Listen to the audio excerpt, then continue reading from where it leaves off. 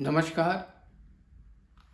कवि और कविता इस शीर्षक में कवि विष्णु शंकर वर्मा जी की कविता के बारे में कुछ चर्चा करूँगा। कैशोर उत्तर और प्राक यौवन काल जीवन का क्रिस्टलीकरण अर्थात लक्ष्य स्पष्ट और सुनिश्चित करने का समय है। यह समय सबके लिए मधुर और आनंदपूर्ण नहीं होता। किसी के स्वप्न एक के बाद एक आघात द्वारा टूट जाता है तो वह आहत और दुखी हो जाता, उसकी प्रकृति विषादग्रस्त हो जाती है। पिता की मृत्यु, दादाजी का देहांत, परिवार का बड़ा लड़का के उज्जवल भविष्य का सपना चकनाचूर होने पर भी विष्णु टूटा नहीं। माँ की ओर से आगे बढ़ने का पूरा सहयोग मिला। माध्यमिक में सम्मान के साथ उत्तीर्ण हुआ और इंजीनियरिंग की डिप्लोमा कोर्स में प्रथम श्रेणी का डिप्लोमा मिला। उसी कॉलेज में एक रिक्त स्थान के लिए आवेदन किया। सबसे अच्छा प्रार्थी होने पर भी प्रताड़ना का शिकार बना। उस पद पर दूसरा एक युवक की नियुक्ति हुई।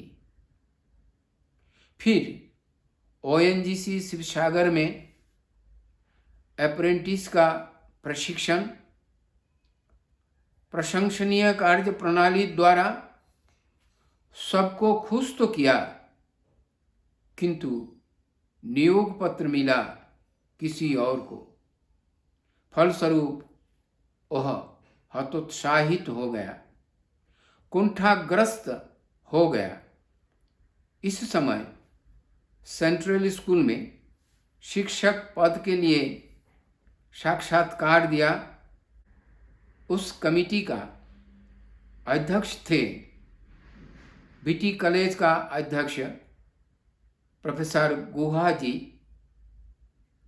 सारी बातें उनको बताई गई थी।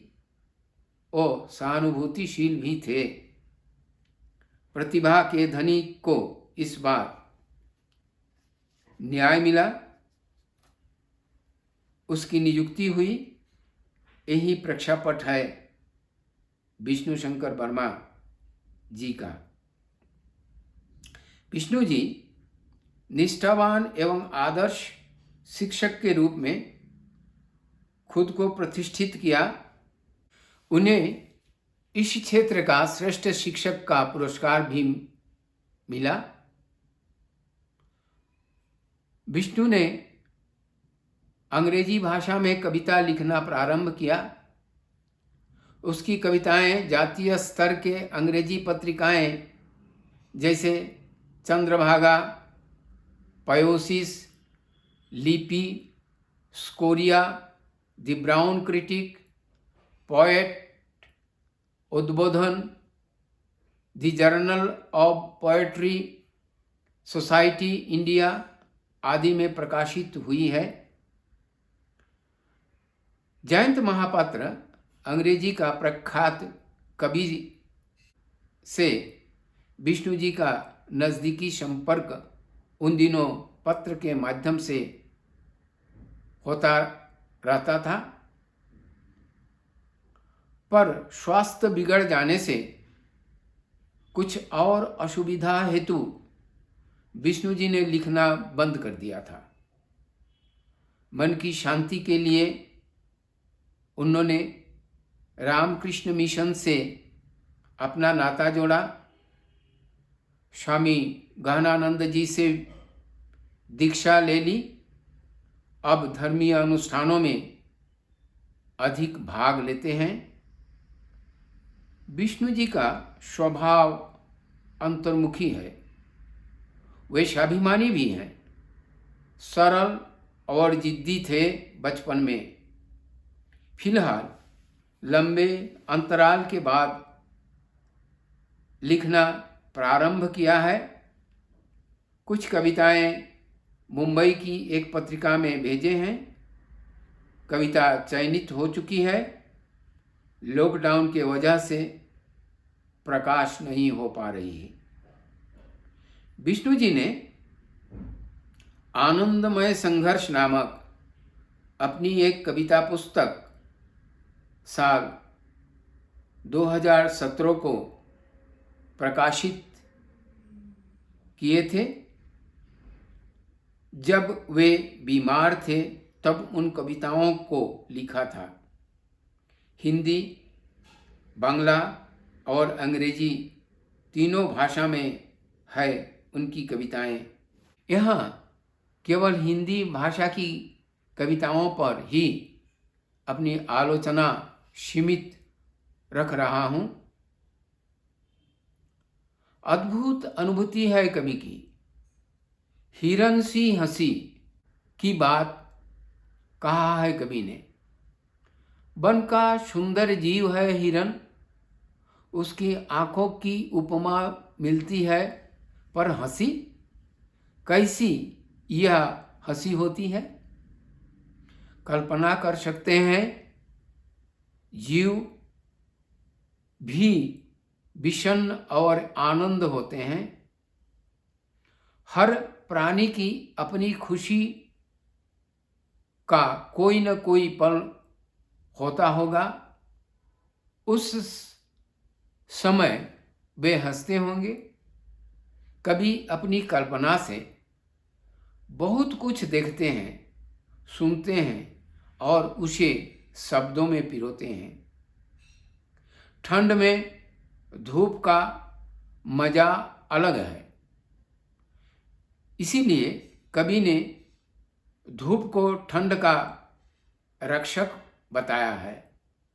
आगे चलकर अपनी अतीन्द्रिय अनुभूति रखते हैं। जब तुम्हारे पास जाता हूँ, दैनिकी जीवन का मधुर संगीत दिग दिगंत की ओर झुक जाता, ओम के प्रतीक जैसा।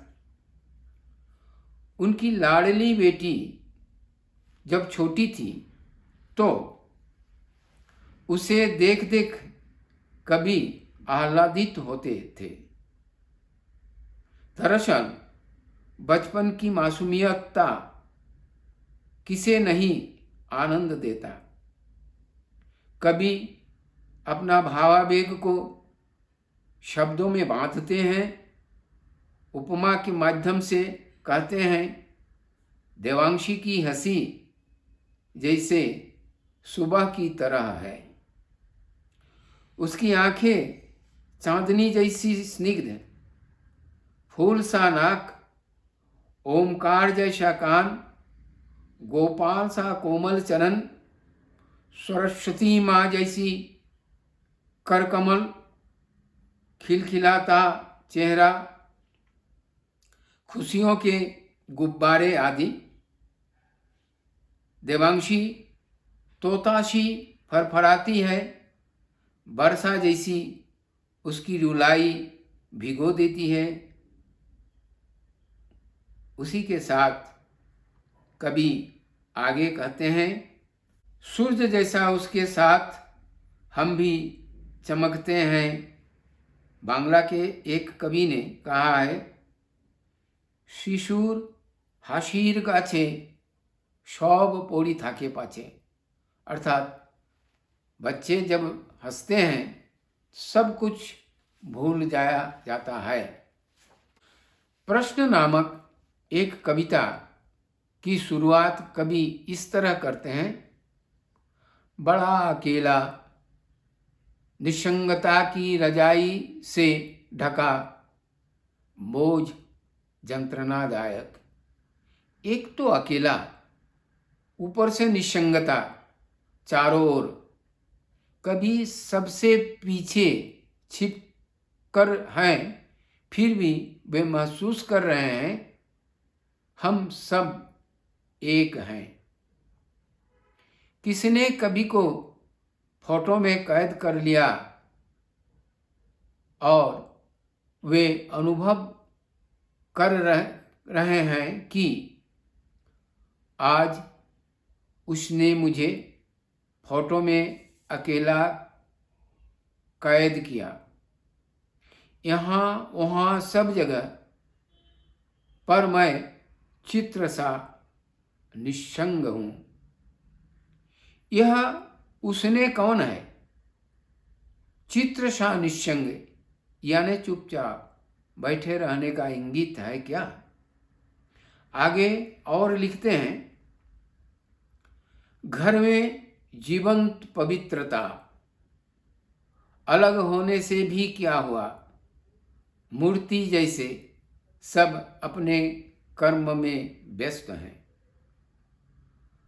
मूर्ति की तरह हर व्यक्ति चुपचाप अपने काम कर रहे हैं। करना है इसलिए। आखिर में कवि का प्रश्न है कि जब मैं उसका चित्र खींचता हूं, उसे भी ऐसा लगता होगा क्या? कवि विष्णु शंकर इसी तरह अपनी कविता में एक उच्च स्तरीय वातावरण एवं रहस्यजनक स्थिति प्रस्तुत करने का कोशिश अपनी हिंदी कविता में करते रहे हैं।